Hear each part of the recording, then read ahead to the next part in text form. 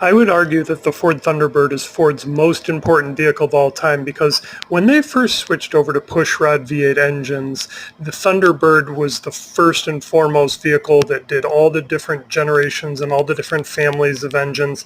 And yes, the Mustang was the most popular vehicle that Ford had ever produced, but the Ford Thunderbird is really what started it all. After the Ford Flathead, I think really the Thunderbird is the best example of all the different V8 engines that Ford experimented with. And even though they discontinued it, I think from a historical perspective, a common topic right now is what are affordable, cheap, classic cars? And the number one answer I have is the Ford Thunderbird. When I'm seeing these used Ford Thunderbirds at the dealerships, they're regularly under $15,000. Now, yes, there are a few that are in the $40,000 or $50,000 range, like let's say an M Sports Roadster, but compared to what Pontiac GTOs and what Ford Mustangs go for, the Thunderbird is still like a relatively affordable option. I would compare it to something like the Pontiac Chieftain or the Chevy Impala. There's just an abundance of them made, so they're very easy to find. When I'm seeing these used Ford Thunderbirds at the dealerships, they're regularly under $15,000.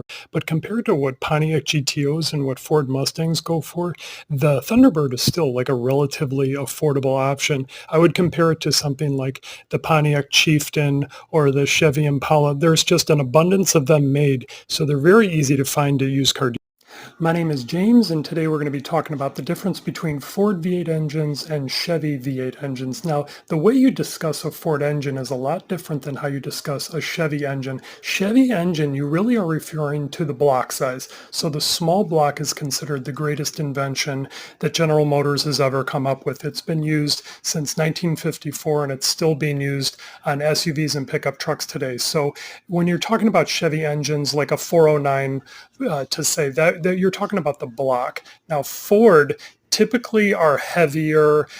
Hi, my name is James, and today we're going to be answering the biggest question about Chevy engines, and that is the small block the same as the LS engine, or did it get replaced? Now, the common term is called a continuation of design, which is another word for evolution. So technically, yes, the LS engine did replace the Chevy small block, but in the eyes of Chevy, it's a continuation and an evolution of the first and second generation. So the LS, which would be the third and the fourth continuing generation, started with the 1997 Chevy Corvette, which so one thing that separates the Ford F-150 from the Chevy Silverado is all the different trim packages. Chevys are typically more sportier, youthful design, where F-150 has like old school models like the King Ranch that you see here. And I've sold both versions. I would say the F-150 is definitely more of an old school